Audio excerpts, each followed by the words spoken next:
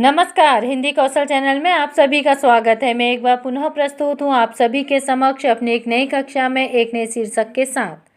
और आज की कक्षा में हम पढ़ने जा रहे हैं कवि ऋतुराज जी द्वारा रचित कविता कन्यादान।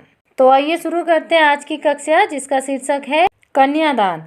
तो हमेशा की तरह आज की शुरुआत भी हम करेंगे कविता पाठ से और सबसे पहले पढ़ेंगे कन्यादान कविता। कितना प्रामाणिक था उसका दुख, लड़की को दान देते वक्त, जैसे वही उसकी अंतिम पूंजी हो। लड़की अभी सयानी नहीं थी, अभी इतनी भोली सरल थी कि उसे दुख का आभास तो होता था, लेकिन दुख बाँचना नहीं आता था। पाठिका थी वह धुंधले प्रकाश की, कुछ तुकों और कुछ लयबद्ध पंक्तियों की।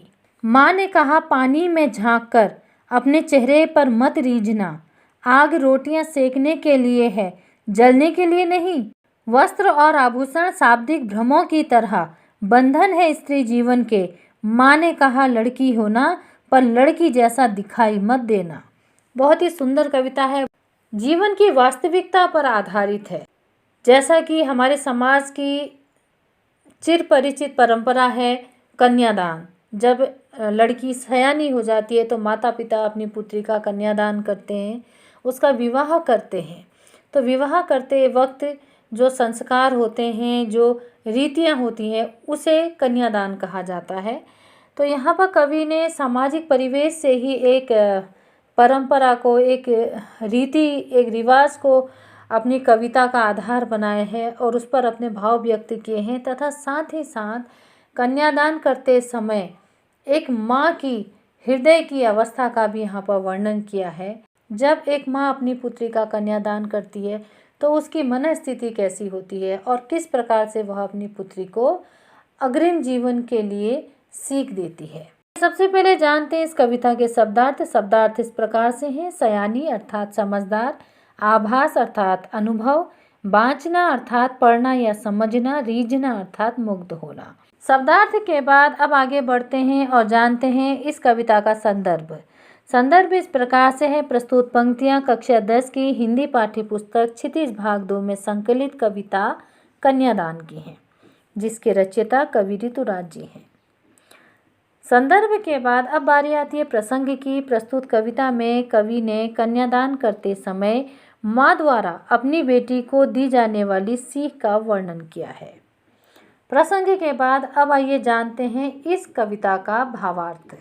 बहुत अधिक कठिन कविता नहीं है, हमारे ही सामाजिक परिवेश की, हम सभी के बीच की एक कविता है जिसे हम भली भांति परिचित हैं और उसके रीति रिवाजों से, भावों से, कन्यादान के समय के प्रत्येक भाव से सभी लोग भली भांति परिचित हैं। तो इसका अर्थ जानना अधिक कठिन नहीं होगा।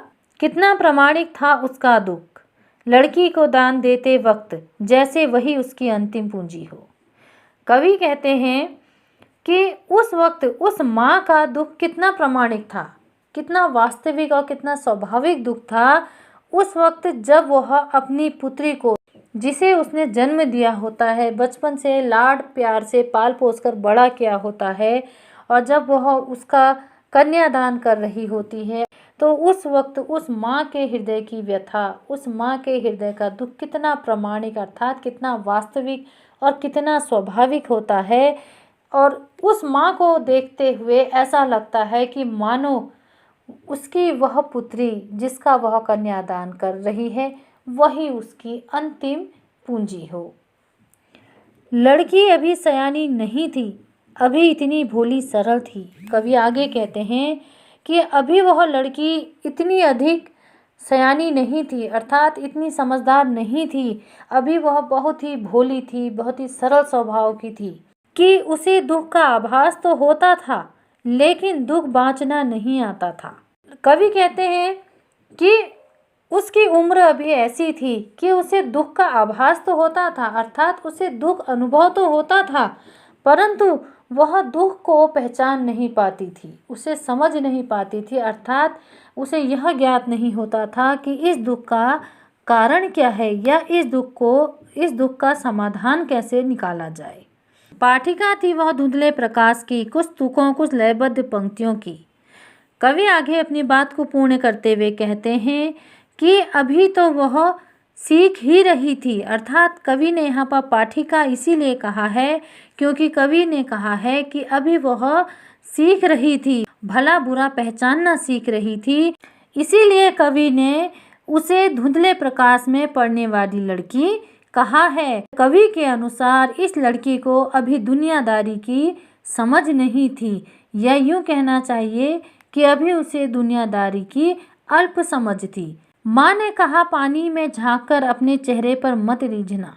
आगे कवि कहते हैं कि माँ अपनी पुत्री को समझाते हुए कहती है कि पानी में झांककर अपने चेहरे पर मत रीझना, अर्थात अपने सौंदर्य पर स्वयं ही मुग्ध मत हो जाना। आग रोटियां सेकने के लिए है, जलने के लिए नहीं। आगे कवि ने तत्कालीन समाज की परिस्थिति का यहाँ पर वर्णन किया है।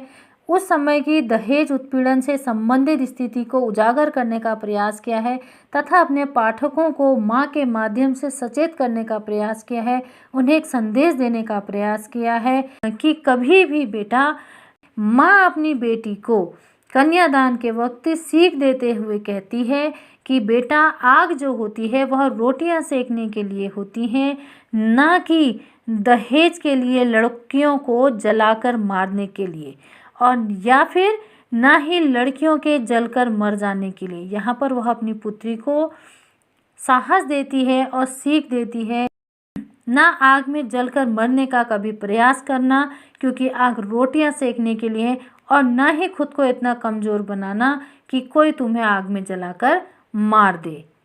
सदैव ये बात याद रहे कि आग रोटियां सेकने के लिए, लड़कियों को जलाकर मारने के लिए नहीं है। वस्त्र और आभूषण शाब्दिक भ्रमों की तरह बंधन है स्त्री जीवन के। आगे माँ लड़की को समझाते हुए कहती है कि बेटा, सदैव सावधान रहना।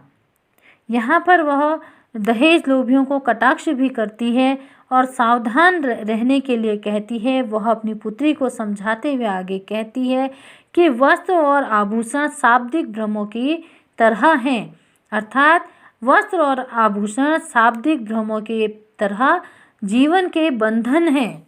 स्त्री जीवन के लिए एक प्रकार का बंधन है, तुम इनके प्रति आकर्षित मत रहना, अर्थात वस्त्र और आभूषण के सुख को ही परम सुख मत समझना। माँ ने कहा, लड़की होना पर लड़की जैसी दिखाई मत देना। आगे माँ कहती है, अपनी पुत्री को समझाने के लिए कहती है कि लड़की होना पर लड़की जैसी दिखाई मत देना, अर्थात कोमल बनी रहना, कोमल भावों वाली बनी रहना, लेकिन अपनी इस कोमलता को कभी भी अपनी कमजोरी मत बनने देना।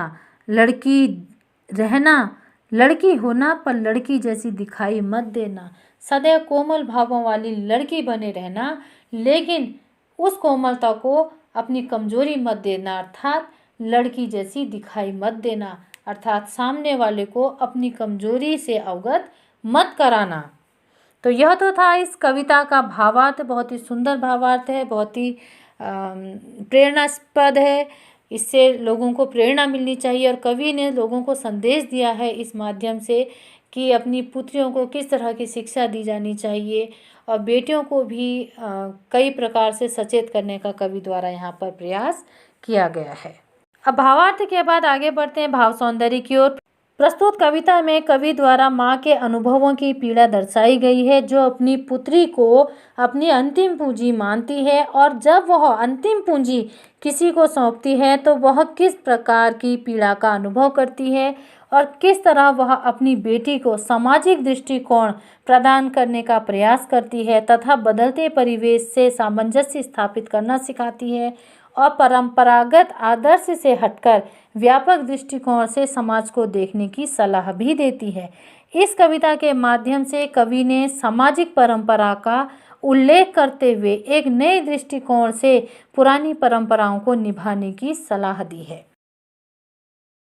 भाव सौंदर्य के बाद अब आगे बढ़ेंगे शिल्प सौंदर्य की ओर। कविता की भाषा सरल, सहज व लोक जीवन से जुड़ी है।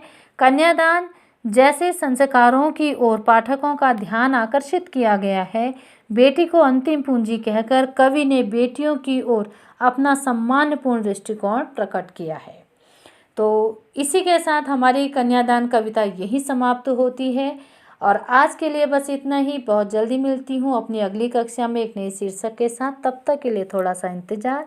एक बात हमेशा याद रहे, हिंदी हमारी राष्ट्रभाषा है। हिंदी भाषा पर गर्व करें। धन्यवाद।